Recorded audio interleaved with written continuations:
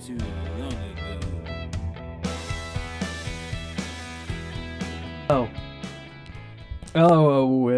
Hello, everyone. It's episode number 40. Namaste. You know, it's fitting that it's episode 40, Namaste. because nothing has worked so far correctly until we had to really So we really had to focus. focus. Um, As you could tell, Namaste. We were very close to doing a AMSR themed edition of the podcast this week, but we decided against it. Me and John decided we have enough secrets. We were tired of whispering. so we were, first of all, thank you for watching. Thank you for watching. If you haven't subscribed, do it, like it. You might not, this might be your first time seeing the podcast, but it doesn't matter because, just do it for us anyway, whether you like the content or not. Just help us out. Yeah. No, we were talking, and it's like We were hamming it up. we have the best music. We were jiving. We have the best music of I guess an unknown. That's a fact. It's a fact. But because we're unknown, we don't. The name of the podcast, the Mack Brothers podcast, doesn't really bounce off the cranium. That's a fact. So we're thinking, what I think we should brainstorm. I'm on the thinking podcast, episode 40. Let's give the people what they want. of rebranding. A rebranding. Us talking about rebranding. Listen, I've been pitching to John for years that we ought to call ourselves the Weekly Jib. We have a round table of experts on various topics, but they have to have a certain way about them. They can't be too animated.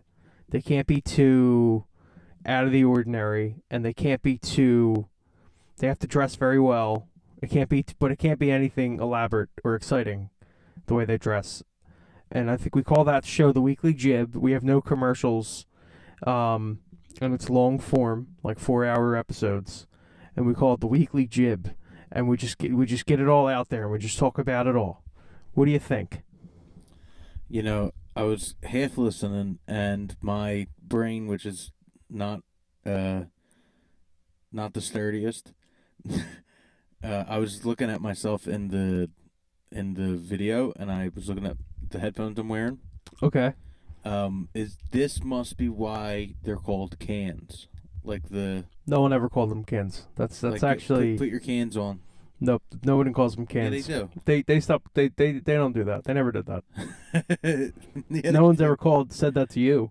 Yes, they have. Who? Rich. When? Shout out to Rich King. When did he say that? He didn't say that. He doesn't said say it when he doesn't said say it. these things. He said it when we were. He doesn't say these things. He said it when we were the 1940s. This is episode 40. He never said any of that. Actually, that's actually false. So that happened 0 times. So we're also not obviously in our normal. We don't. I guess my house is really the normal studio. It's the spot. At least it's a studio. It's the spot. Right now we're not there. Why? I'll tell you why. Why aren't we there, John? I have to work until 1 a.m. tonight, and I need to go into work after this. Say what you want about John, but all I've been hearing lately is, wow, that guy works so hard. That's all I've been hearing. Now listen, when Move your head and showed him the cross. When you're there we go. Get him in there. You did a shoulder lean. Try to I get out of the way. It's a moving in reverse. There you go. I forget what comedian it was, but they were like, "Dude, is that really? Do you think that's what Jesus wants to be reminded of?" Probably not. Do you think that's what he wants the symbol to be? Is his, no, but it's him dying. Crucifixions are powerful symbols, Yeah. But see, the thing is that everybody thought I was weird because I had a thing for sculptures of other famous depictions of crucifixions that didn't involve Jesus. So everybody thought I was very... Like the upside down John? No. That was debunked. That was a 1599 fake of a normal right side up John. They just spun it upside down. Yeah, everyone thought it. And it got popularized and it got sold in an art house for $17,000 million. $17,000 Yeah. million. So I was known for my obsession with crucifixions, but displayed in art and not Jesus's crucifixion, just others. Yeah. So they'd be like, "Who's that?" Sometimes I don't know who it is, so I say, "I don't know." How much did you spend, like, per Countless, like on average? countless amounts of money. I could have bought 3 Twitters.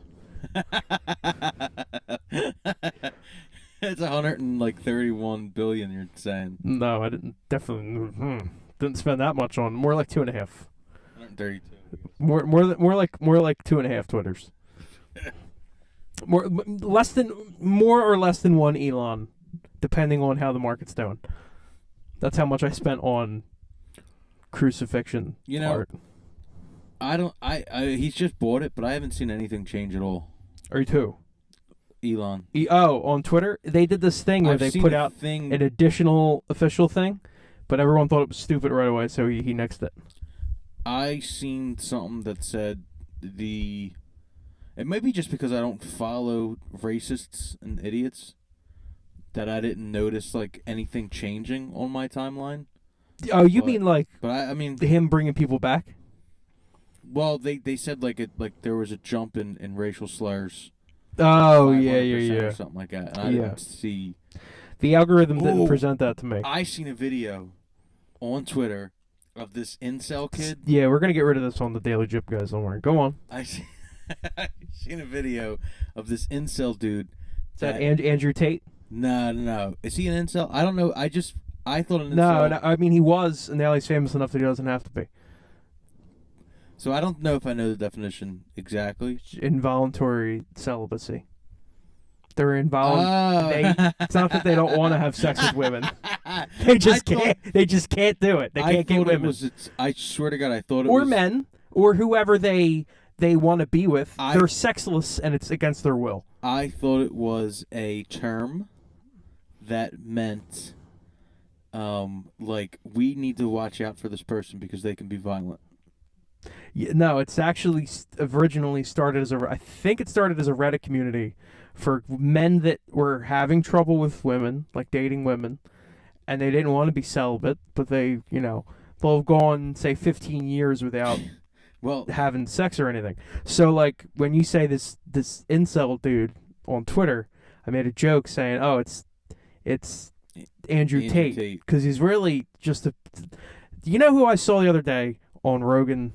I saw like a 20-minute clip. It's like Joe Rogan disagrees with Matt. I think it's Matt Walsh. Oh, what a fucking asshole. What a tool. I seen that video. And listen, what a cunt. I'm not saying that like if the Weekly Jib ever blew up, I'm not saying that we wouldn't have people from all different backgrounds of life on.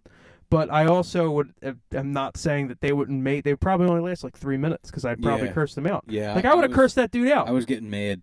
Just listening to it, I was like, "What the fuck are you talking about?" You know, it's so like, get funny. your stupid righteous shit out of my fucking legislation, you piece of shit. Joe Rogan, for all his flaws, was obviously like on the right side of this. Yeah, but I wanted him to go harder on this guy because I know that he thinks it's bullshit, but he was trying to be diplomatic.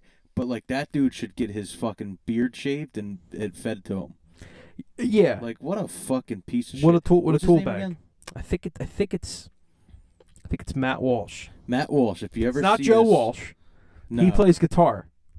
He's pretty good at guitar, Joe Walsh. Yeah. Matt Walsh, fuck you. He came out as a heel, this guy. He's a big heel.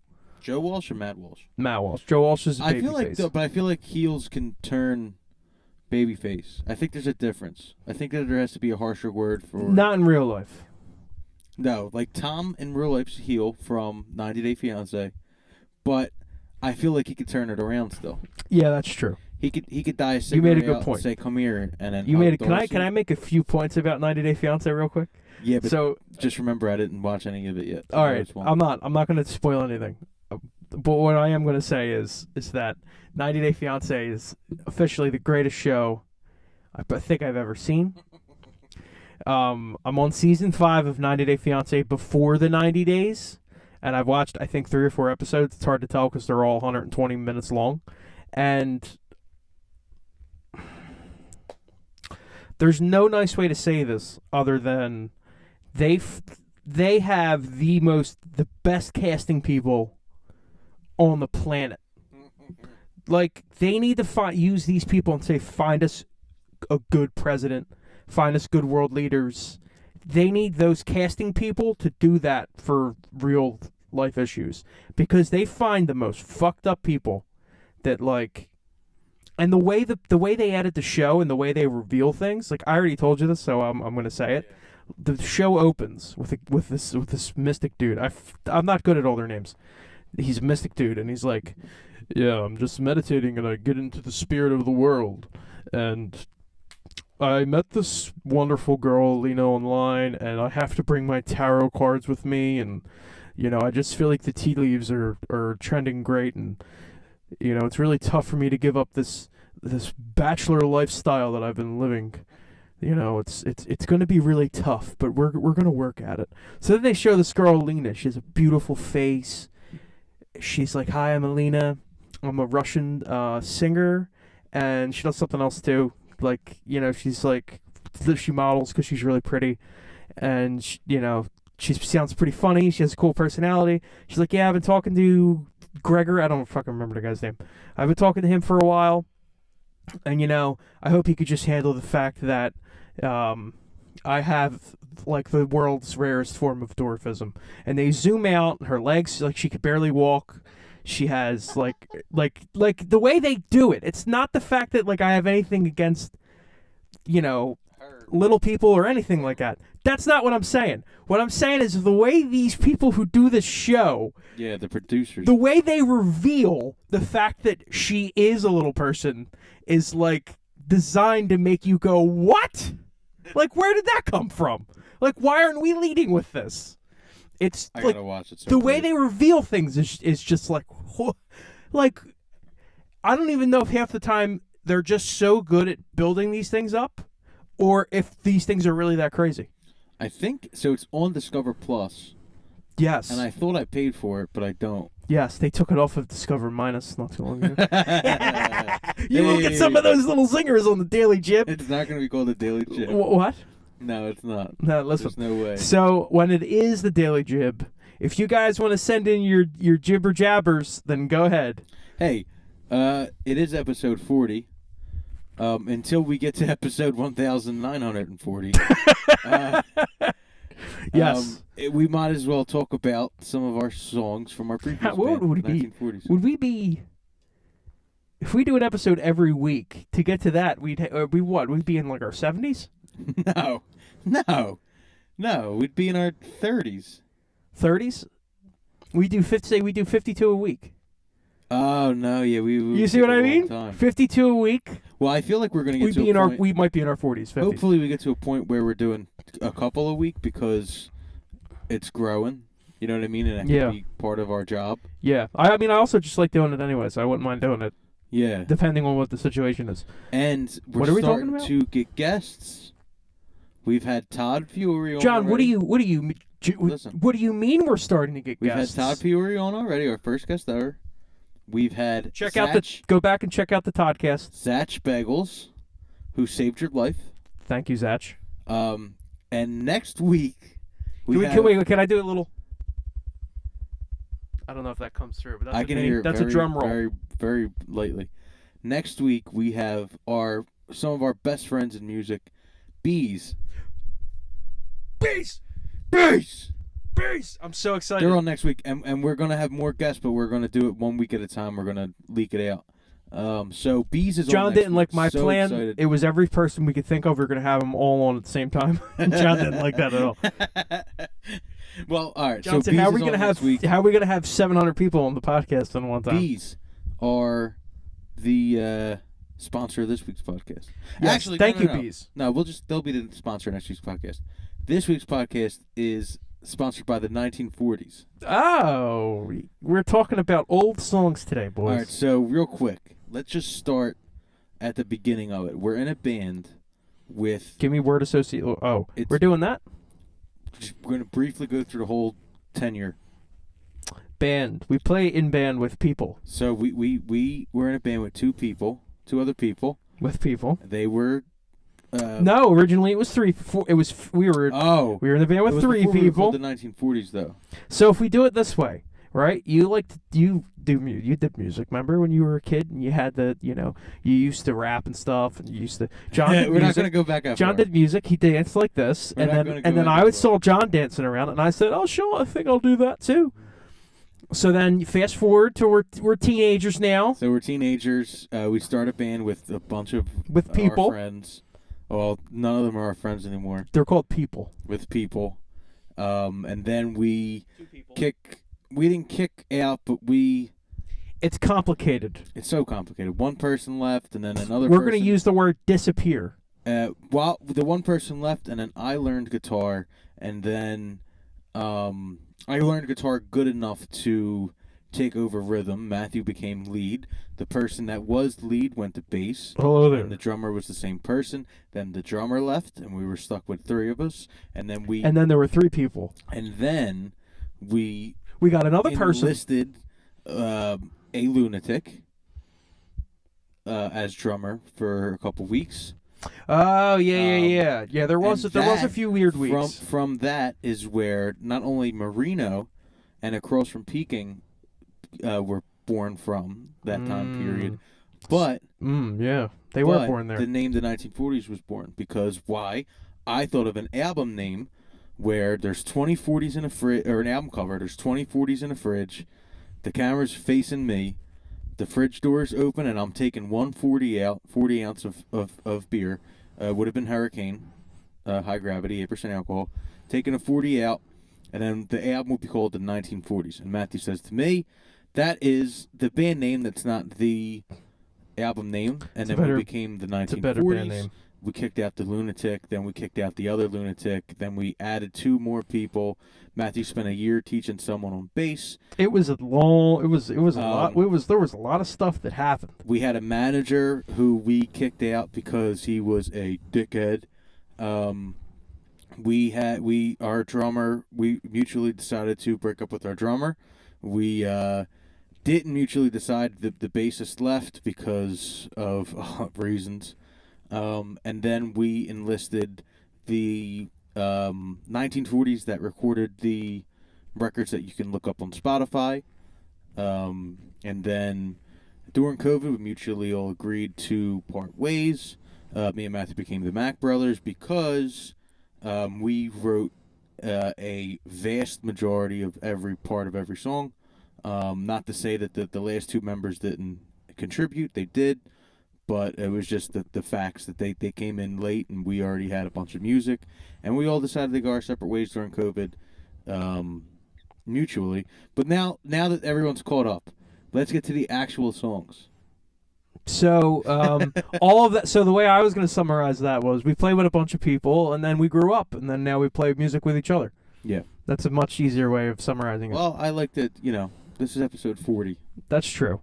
More importantly than anyone we ever played music with, all the songs, I listened to one of them earlier today driving home from work. I listened to Pirate. Pirate's a really fun one. Pirate's lit. Pirate's a really cool fucking song. Across from Peking, our good friends. Shout out to Fired Up. At Fired Up, they included that song in their intro package. We always appreciate that and continue to appreciate that. Mm-hmm. The funny thing about Across from Peking is it was I think I thought What's His Nuts was silly as a 14-year-old. I thought Led Zeppelin, right? But specifically I thought what's his name, the singer? Roger Plant. I thought he was silly. I thought he was funny looking, and I thought his voice was kind of funny. Yeah. So that's kind of how Across from Peking. So the riff, you made the riff to make fun of Zeppelin.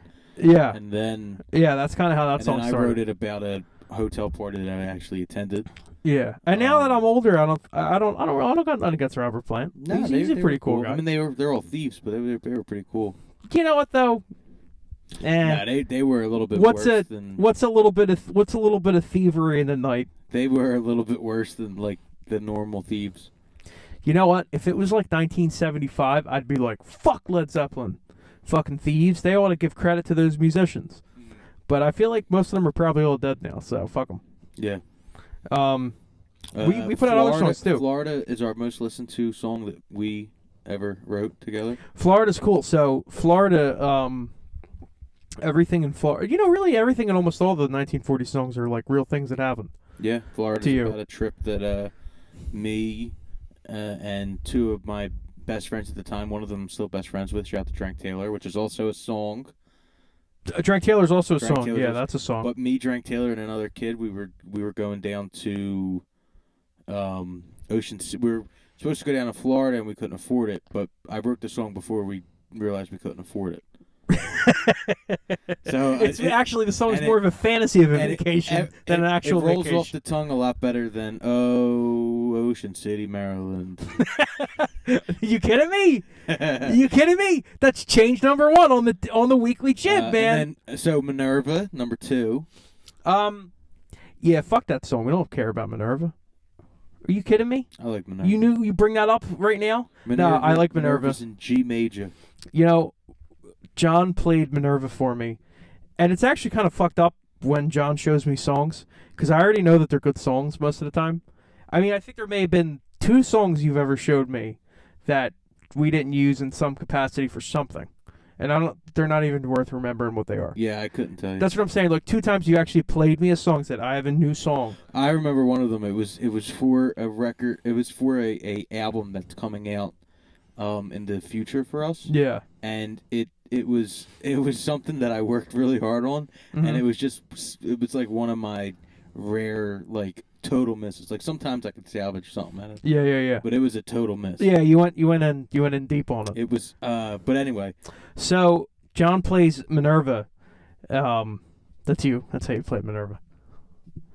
John plays Minerva, and this is back when we were in the Southwest house, which that house can have like a whole a million podcasts about just that house alone. Yeah. But we were in the Southwest house, and John played it. And when John shows me songs, most of the time, by the time he hits the first chorus, I know if I like the song or not, really. Which I said, it's only happened twice where I'm like, I don't know what you're doing with this song, John. But Minerva, I knew instantly was like a great song. So I started playing the song, and I immediately came up with the guitar line. And it took me like 5 minutes. Like he played the song, and I said, play through all the parts, just the chords. And then I wrote the whole guitar part, and then that's basically the same guitar part. And it's one of the best guitar parts. That's a guitar part that we recorded like years later. But it's kind of fucked up because sometimes when you show me songs, I'm already writing like all the other parts. Like I'm like half the time I don't even know what the song really is until I listen to it after we record it. So you're doing the drum line over and over and over. Yeah. I'm like, I'll learn it eventually. I'm like, yeah, these lyrics are good. John will be like, here, read these lyrics. And sometimes most of the time I don't. Sometimes the lyrics though are way better with the song. Yeah. But I think that's a lyricist. I think a lot of lyricists probably do that. I mean I think you got. I try to capture emotion in. Like before, I was trying to. Why do I imagine you dressed up like who's the fucking saying that? Why do I imagine you dressed up as Liberace?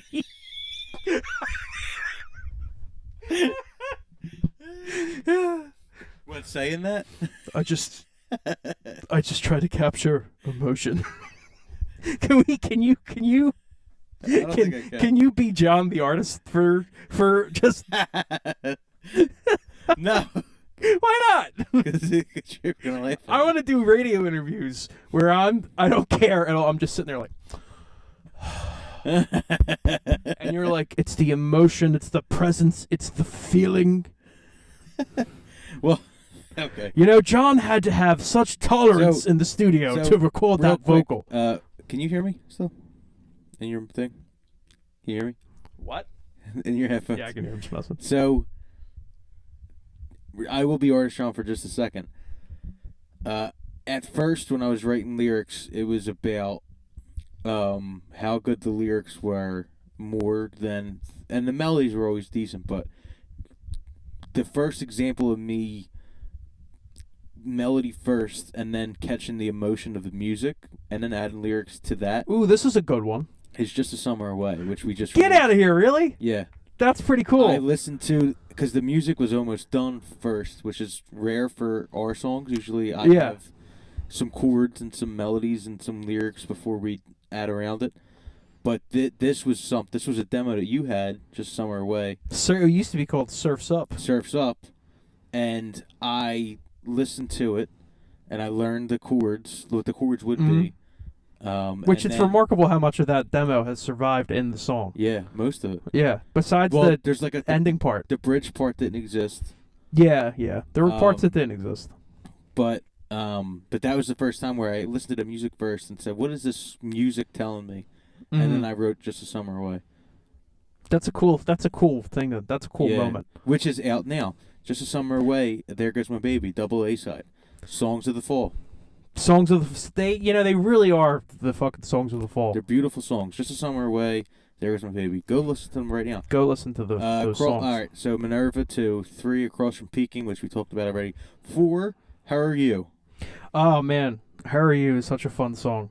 I always loved how the song came out. I always thought it was like if the Mack brothers, well, I guess then the 1940s, if we were an 80s band, that would probably be the music we made predominantly would sound like that song.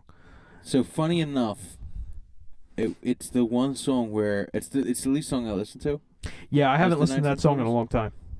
But it was a very, I guess, a personal song, and then it was a very personal song. And but the second go round, so we recorded the Marconi demo before the Marconi EP came out. Yeah. From Philly Sound Studios. Yeah. And that was the only thing from Philly Sound Studios that I liked better than what we did afterwards.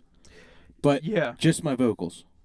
I liked my vocals. Your vocals were tremendous.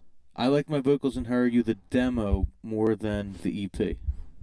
Yeah, your vocals on that were tremendous. It was just a little bit more raspy. It was a little bit more intense. Yeah. But How Are You is still a really good song. Has a great guitar solo, which I'm proud of. It does have and then 5, Matthew's vocal debut, Zombie. So I also in the Southwest house playing a Fender Stratocaster, saying to myself, Ringo Starr has. I just read a thing on Cracked. .com, which is actually a really funny article website. If you're just bored at work one day, just pull up Cracked and you'll find something funny. Sponsor of the pod. Yeah, sponsor of the podcast. And I forgot what Ringo Starr song came on, but I was strumming it, and I was like, I feel like the song would be better in C. And then, you know what else? Do you know what other song was in my head at the time? Stacy's mom has got it going on. There's all I want. Like, because I don't know why, but I was kind of thinking of, like, songs along those veins. And all of those bands remind me of the Cars. Oh, yeah, without a doubt. All of them. All of those, like, post-pop, like, not exactly Blink-182, not exactly Nirvana, but we're a band and we make pop songs in the early 2000s, all remind me of the Cars. Yeah. And then all I can think of was, this song needs like a 1251 guitar line. Like Ringo Starr could have used a 1251 guitar line over it.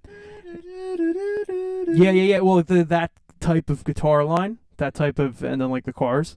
So then all I could think of was, and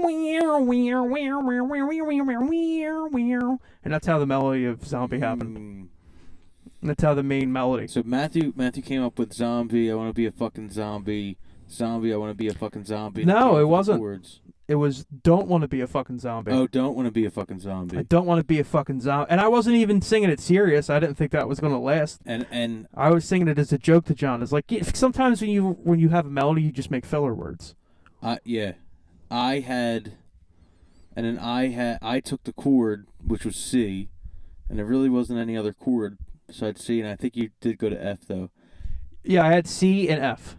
And then I wrote the rest of the lyrics palm muted at like 2 a.m. while everyone slept on an acoustic guitar, which is really difficult. Whispering. Go sleep.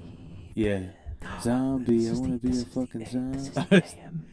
Hey guys, this is the AMSR part of the podcast. I don't want it to be. John, it was 2 a.m. You sounded kind of like this, I bet. Uh-huh. Yeah. Yeah. Okay. All right, guys. That was the AMSR portion of the podcast presented to you by Zombie. Cheetos. But then, I wrote the rest of Zombie.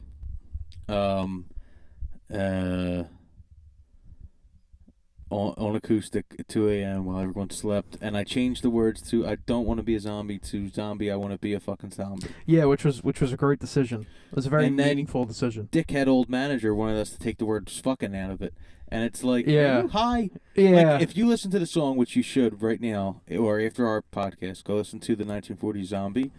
You'll realize I thought "sucking" was a better word anyway. Though, I want to be a beginning. sucking Tom. Ew. Yeah.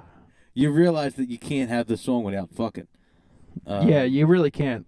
It kind of makes the point, and a point was made to us. I think it's our most Oasis track. Yeah, it's very Oasis-y. A point was made to us that that word doesn't have power, because other people would put the word "fucking" songs purposely to, as a statement. But we weren't trying to make a statement with the word "fuck." It's just supposed to be in the song. Sense. I think our generation says the curse words to the point where they don't really have too much power anymore, and there's no such thing as fucking they only have getting famous off the radio. It's only situational power. It's only like somebody's in the grocery store and you go "fuck you." That's the word. Like surprise somebody with a "fuck you." Yeah, exactly. If you surprise somebody with a "fuck," well, then that word means a lot. But the word's used so much generally that if you hear it in a song, you're not going to blink. Yeah. All the most popular songs now are like, they all have the word "fuck" in them. I mean, so the whole genre of hip hop. Yeah. So Zombie number 5, that ends the Marconi EP, and then the next thing we did. Well, you know what we'll save the holiday songs for last because we have a bunch of them. We'll save the holiday songs for the holidays. Are we going to go back and talk about Eggnog Night and the Merry Christmas Trippie Red? And no, when it's Christmas time, and we'll tell everybody to go listen to them, and we'll talk about them. Okay. All right. Well, then we just have. It's Christmas. It's not unnatural to talk about our Christmas songs during Christmas time. We have a Thanksgiving song as well. Hey. Let me know before here. AMSR Tom. We have a Thanksgiving song out as well as the 1940s. It's called This Thanksgiving Night. This Thanksgiving Night. And it's not as wholesome as it seems. John, what inspired me about this Thanksgiving night was the healing words you used towards the end. When you say, "so full I can barely breathe," it really touched me. What about I'm on a rocket ship on my tryptophan trip. And that was the AMSR segment brought to you by Pringles. Brought to you by Pringles. They are our sponsor for the whispering segments. All right, so summer song. You know what? Think about it. They had to create. Hold on 1 minute. Pause all 1940s talk. They had to come up with a name like AMSR for that, because otherwise it would have just been known as whispering, and that doesn't sell. You can't sell whispering. Like, what the fuck are you whispering? Like, speak up. I can't hear you. I don't get it at all. Speak up. I can't hear you. It doesn't comfort me. It makes me feel weird. I like people that commit to what they like enough to do it in real life. So I want to meet a fully committed group of whisperers, and all they do is it's just a bunch of. It actually sounds like they're trying to call cats the whole time when they all talk together at the same time. AMSR, whatever the fuck it's called, is stupid. Unless they like our podcast. Unless you like that segment we just did. If you want to give us money to whisper at you, we'll sponsored totally by Fritos. What song are we talking about now? Summer song. So the Marconi EP was the first 5 we talked about. The second EP we released right at the beginning of COVID, which was a bad idea. Bad idea. Was Nightbirds. Nightbirds. I love the album art. I love the concept of. I like the title name. I thought it was really different. Yeah, it's a record that we probably should have waited to release because of the pandemic. But yeah. I love all the songs on there. So. Well, I think personally, because of the pandemic, it not only did we were not able to tour on the songs, Yeah, we weren't. we were also not able to really like mix them exactly how we wanted them. So there's a lot of, so we recorded it on tape. Yeah, I feel like we left a lot on the table. And we left a lot on the table with those songs. We're probably going to redo them eventually. At some point. At some point, that will probably be in the cards, yeah. But, so the first song is Summer Song, which is one of the most what do you call it? Like, obvious, this is what the song's about songs that that we've written. It's just a breakup song. Yeah, it's a high quality breakup song. It's a pretty cut and dry, that's what the song's about, though. Yeah, but it definitely shows my cure and my I always felt that song was like solo note. I always felt like that song was spiritually a Fleetwood Mac song.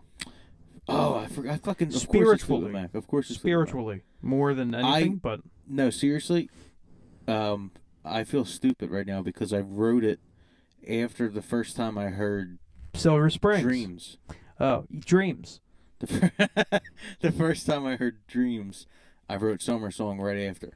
And Dreams is just an old-time classic, but... These Dreams, right? These Dreams... By Heart? Is that by Heart? These Dreams... Yeah. That's by Heart, yeah. That's by Heart? You're damn right it is. Hold on, wait a minute. My favorite Heart album cover. So Summer Song, yeah, breakup song. Keep talking about Summer Song while I pull this up. First song in our catalog that uses a capo, and maybe the last. I don't know if we. Oh no, I used one on Just a Summer Away. All right, you see this, guys?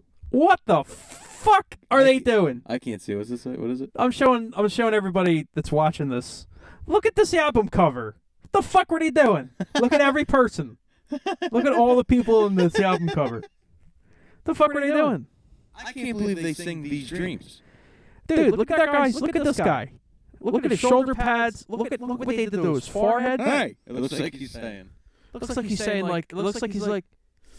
Oh, do that. I'm not gonna play that. That's not an arpeggio. So second song on it, which is maybe our most obvious Arctic Monkeys shout out, is "Am I Right?" That's definitely not true. That doesn't sound anything like an Arctic Monkeys song. Okay. Now, am I right?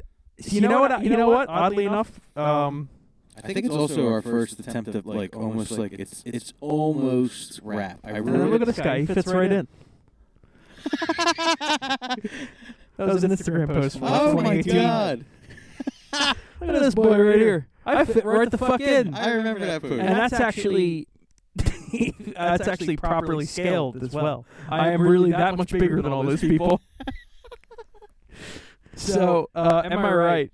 I was listening to Flick of the Finger the same day. Yeah. The same. Is that BDI? BDI. BDI. It's fucking BDI. I was driving to your home, your domicile today to take a shower.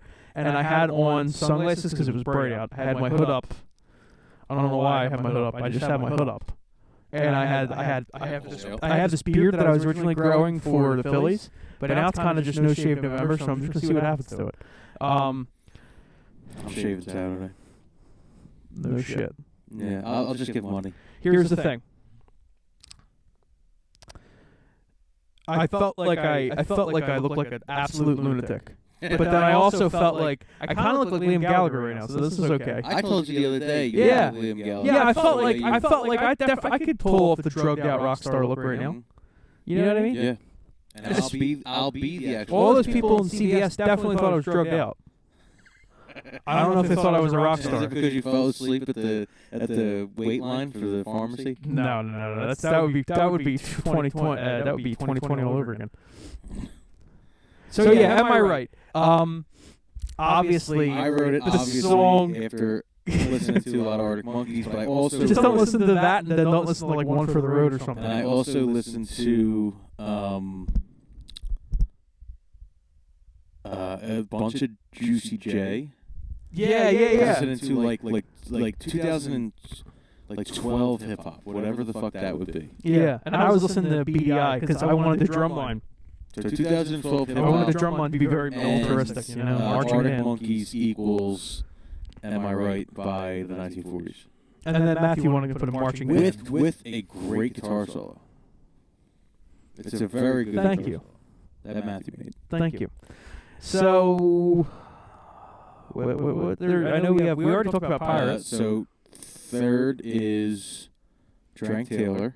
Drank Taylor. So Drank Taylor's one that is an exciting song, and actually the recording on tape kind of got a little messed up. Yeah, so the drums got like too staticky or something. So we tried our best to kind of salvage it, but it's always one I felt like we left a lot of meat on the table. So expect more from that song at some point. And also, so Drank Taylor. And yeah, I think you should tell everyone. Drank Taylor, aka Frank Taylor, is one of my best friends. A legend. He's a legend, and he's so out of the loop. He doesn't watch anything on YouTube besides Dragon Ball Z fake rap videos. Yeah. So that's the kind of guy we're dealing with. But he is a legend. He's shouted out in a bunch of different stuff. He's shouted out in Batman. Do you know anyone that drinks apple juice? The way that guy drinks apple Drinks juice? apple juice like a fucking fiend. The way that fucking guy drinks apple juice, man. And then diet iced tea, a gallon of it. Dude. A day. Did he leave chocolate milk behind? I think he left it behind, didn't he?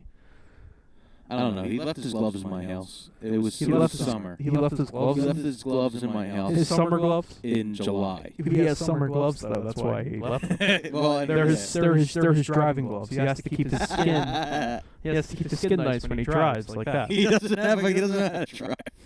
When he anyway, pantomimes. So Drank Taylor is a song about his first relationship, and I wrote it as someone trying to give him advice. It's the best analysis of somebody else's relationship I've ever seen. Yeah, it's really it's a nice. The lyrics are fun. The music is awesome. It's your most cerebral. It's your most cerebral song lyrically about another person or a subject. You think it's? You think like? I think it's a psycho. No, not cerebral's not like attacking. Not like Triple H is the cerebral assassin. Not like you're not like cerebral's just like brain, like cerebellum. Oh, okay. Like I think that's what I kind of think, but cerebral. Like it's very mental. It's very like deep thought. It's very like I said, psychological. I feel like it's very it's a great analysis of somebody who's concerned for their friend.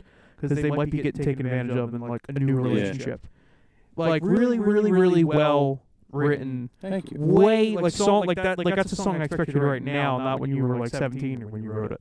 Yeah, well, probably 19, but it was fun. 17. Building up the endurance to play that. It was like a playing exercise sometimes. Yeah, playing that song. The riff on it is definitely something that's like when you first start out and play guitar, you can't play it. It takes a while because and we weren't playing to a click or anything, so we were just getting faster and faster. And the drummer we had at the time, it was just flying every song. Yeah, like yeah. trap We drums. were fast. Flying. We were flying. It took a while. 4th of July we wrote around that time, or a little bit after that, but we didn't keep that on time. Was a tough task. It was a chore. Drank Taylor, a lot of fun to write. I wrote it at our dinner table in Southwest about Frank. And then the last one's Pirate, which I think we should say is our mother's favorite from the 1940s. She loves that song. And it's because of the drums are real heavy in it, and it's a dingy song about I think that song encapsulates the Southwest basement more than any song. Musically, I feel every time I hear that song, even though in my head I go, very murky. There's other elements to the song that we might have been able to do differently if we would have recorded it now, or if we didn't do it on tape or whatever. That song in general just feels like I'm playing it in the dirtiest place possible all the time. Feels physically dirty. Yeah. You know what I mean? Like I'm filthy when I hear that song. It's a filthy song. It is. It just doesn't feel right, but it feels great. It feels like you're indulging. It feels like you had a piece of chocolate after you just left your like Weight Watchers meeting. Well, like that's what the song's kind of about, but it's also, I mean, it's about indulging in the club life. It's about taking a bite out of that apple. Yeah, yeah. I guess that's all it's about. It's about a dirty night in a dirty place. It's our closest song to "You Can Call Me Al" by Paul Simon. That's what I was thinking. That's what I think of when I play it. Paul Simon's "You Can Call Me Al." I think of You know, I don't remember how. I just remember that song when you kind of played when you were playing it in the basement in Southwest. I remember that was one of them where the whole song came to me at once. Yeah. It was like one of the first times it's ever happened like that. I was like, this is the guitar line, this is the bass line, and this is how the drum should be. Well, the guitar line's great because it's you're sliding through each scale, 3 different notes, each scale, all the way up until you get to that A minor. It felt like metal. And it doesn't matter that it's not in the right key or tune. It felt like metal, but not metal like the genre, like actual metal. It felt like a cast iron steel bang. Like that's what the song needs. It needs like it needs something that doesn't sound like normal guitar. Yeah. They can't be like a like anybody could do like, oh, I'm gonna play blue, like something bluesy to it. You know, that's kind of boring sometimes. Yeah. No, it was a. The guitar was almost Bullet the Blue Sky-esque. Yeah. Especially on the My To-Do list here whenever on tour, the way the heaviness comes in there at that point. My To-Do. What a goofy lyric. On my To-Do list, you're my number one chore. That's a 17-year-old. That is a fucking jib. That's a 17-year-old writing. That's a jib if I've ever heard one. Well, that was the 1940s. That was our whole lives. That was our whole lives in 46 minutes, everyone. The non-holiday songs from the 1940s. As the holidays go on, guys, don't worry. We're going to go over the holiday songs. We'll talk about them. You know what? We do have to, because we're going to forget next year. I'm Batman. Oh. I'm Batman was written during COVID, and it was probably, just to be quick about it, it was probably the best thing we could have done in that situation. Absolutely. Like I'm Batman. It's a fun song. Everyone chipped in during COVID. It was probably, and you know what? I will say it. Like, we don't make any money off of it, so it don't matter. No. But everyone deserved the writing credit. It's one of the first songs that Matthew didn't totally create, and it was a partnership. And it's the only regret I have from that time. Well, I regret not being just the Mack brothers a lot sooner, but it was the only regret on how we handled certain things. I guess that the money situation and writing credits and stuff like that. So if we ever redo it, we'll make sure that the people get their the boys get the boys. If that song makes money. Which it won't, but if it does, we will put our stuff out there and we'll show who gets what. We'll put it out there, guys. Yeah, we won't hide nothing. But yeah, that's one of my favorite 1940 songs ever because it was a lot more recent. It was written and then put out the next year. A lot of the 1940 songs were written when I was 18 and 19, and Matthew was 16. I mean, I don't even. It's. Excuse me. I had to burp. That would have been good on the mukbang episode. You know what I mean? You ever see mukbangs? Is that when you eat? That's just camera? People they just eat they just eat a bunch of stuff. They get like $700 worth of food and they just eat it on camera. I'm so uninterested. And they burp and they fart. That disgusts me, actually. It is disgusting. It's disgusting. People are fucking gross. People, you know what people do for hours? They lay in bed and they listen to people whisper to them.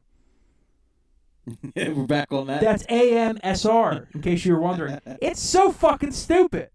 Mukbang is stupider. Mukbang is, dude. Look up Nikocado. Look up Nikocado Avocado. He was a skinny vegan that started doing mukbangs a while ago, and now he weighs like 380 pounds. Ew, that's sad. Yeah, it is. It's starting to get real sad. Roy Malloy did a mukbang once a week. He And did. He's the only one that could do it. He's the only acceptable person to do He's it. a good guy. I like Roy Malloy. Roy Malloy. Well, thank you everyone for. This was the 40th episode, and I think we got spiritual. I think we Thanks stuck for to... jibbing with us today. Yeah, stop. It's not good. Jibbing and jiving. It will never be called What's the Jib. What's the jib? It's not what's the jib. It's the weekly jib. The weekly jib. What's the jib? It's better than the weekly jib. No, what's the jib's the Instagram Shorts thing that I pitched to you. What's the jib? It's where it's our Candid on the Street show. Hey guy, what's the jib? You're gonna hit them with the marker. Hey boy, what's the jib? Care to comment on the midterms?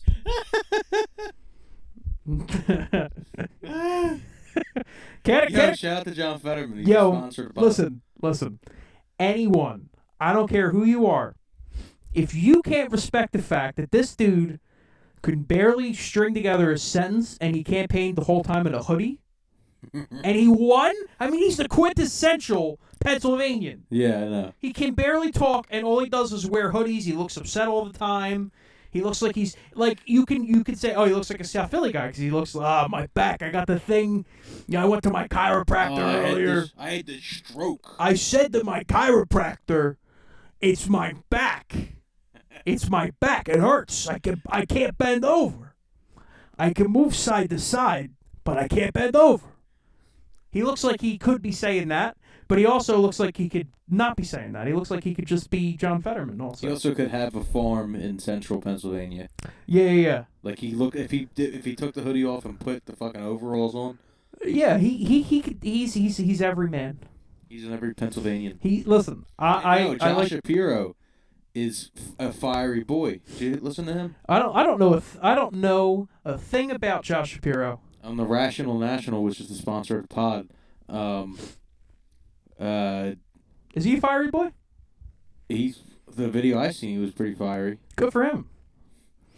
That's what we and need, they're the man. It's our reps. They repping us.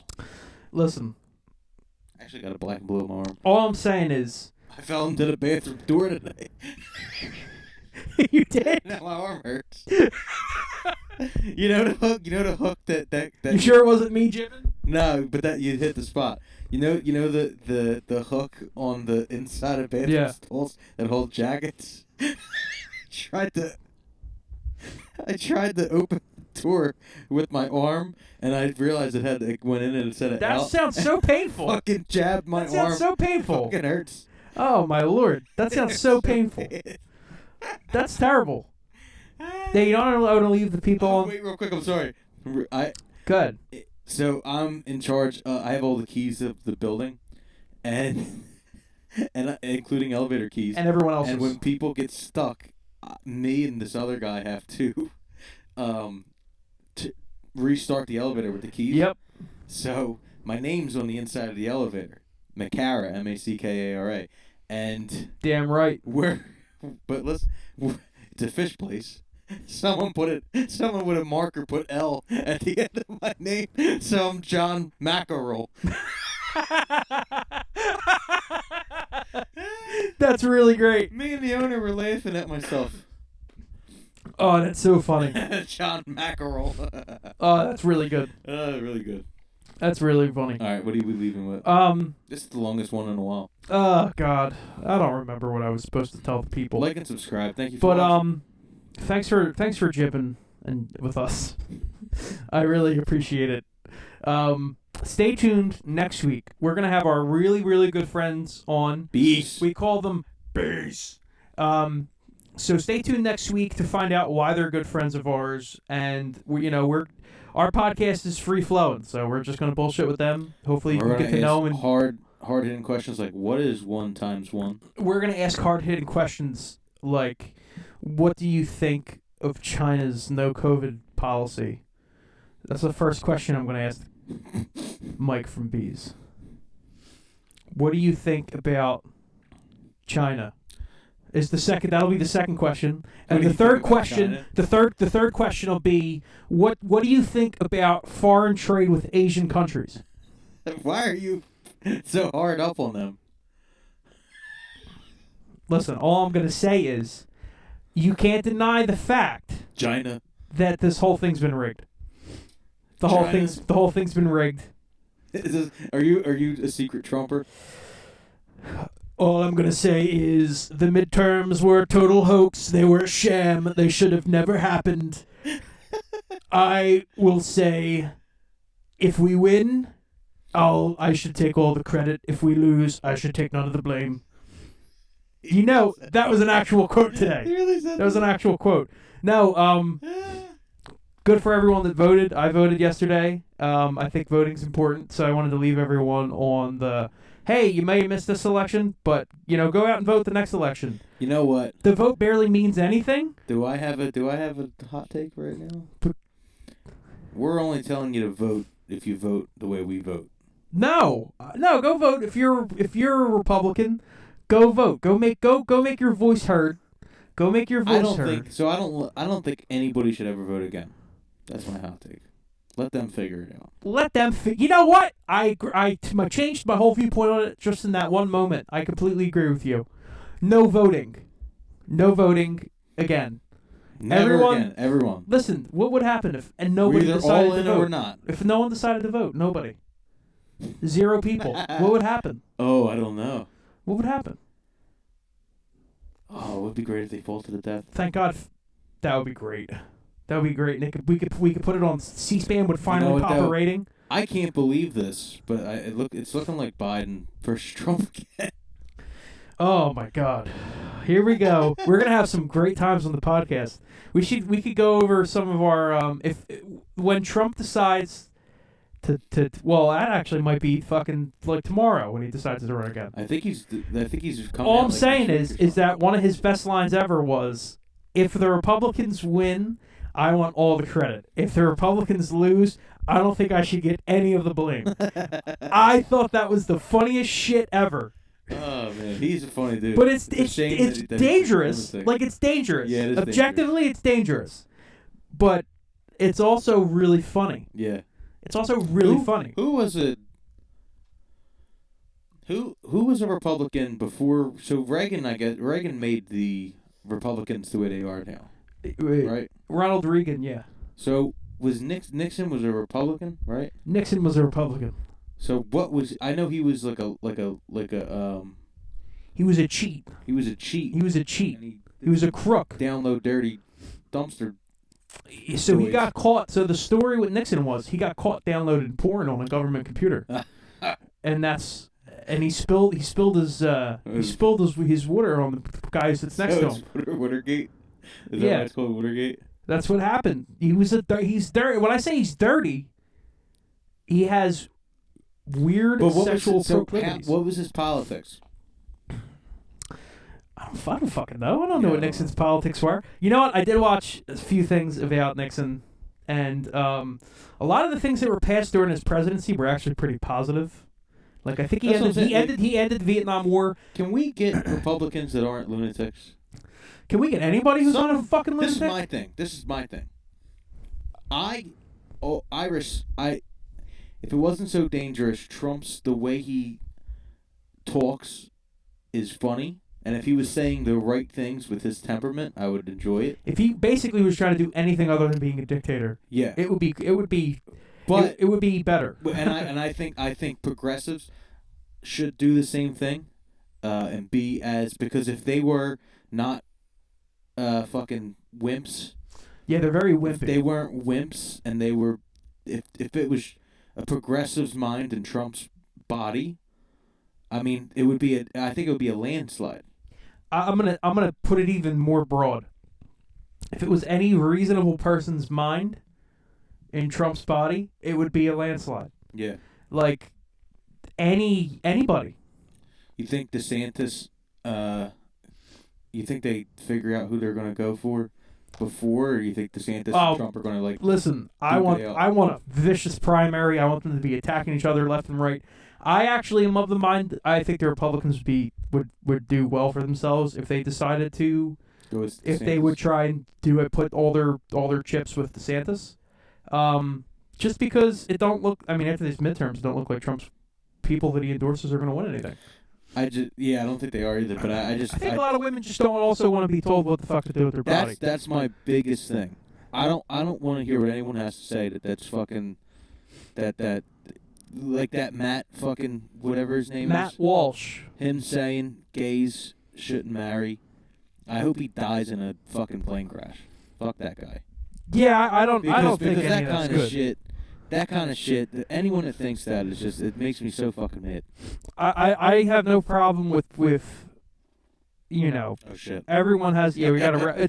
We're running late, so we gotta wrap up in a second.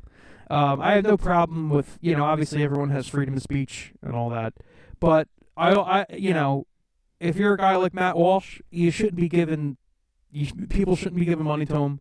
People shouldn't be donating to him. He should just be a fringe, lunatic, stupid idiot in his basement. Yeah. That's where those ideas belong. They belong in private, and they shouldn't affect anybody else because everyone has the right to love who they want to love. And if they want to make a legal union because they love each other, that's another thing. Then fuck you. If you want to get in the way of that, it's not. First of all, don't be. Here's an idea. If you don't like gay couples, just don't fucking be around them. Say, I don't want to be around them. I don't support gay marriage. I'm not going to be around them. That's what kills me. You don't like abortion? Then don't fucking have one. Yeah. Don't have one. Mm-hmm. If you don't want one, don't get one.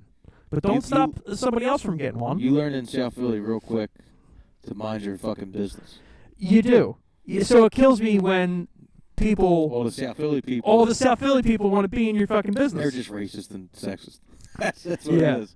Well, it's probably, to be honest, it's probably really just a loud minority of people in South Philly, to tell you the truth, because that's usually how it is. But it sounds like somebody has a cart and a wagon, like a horse-drawn wagon outside. I think that's the Republicans trying to bring us back to that time. Yeah. Yeah. I bet they have. Yep. They're out there. Horse, buggy. We gotta go. Is that the? We're already past. Okay. Yep. So that's the dinner bell, guys. That means we gotta go. Go listen to our new songs that are out everywhere. Just a Summer Away. There Goes My Baby. It's on Spotify. Listen to the songs we talked about. The 1940s. The whole discography. Stay tuned next week. Stay tuned next week for our wonderful friend Bees. They will be on. The episode is going to come out around the same time next week. So stay tuned next Wednesday night for our good friends Bees. Like and subscribe. Like and subscribe. Thank you for watching, and go listen to the 1940s.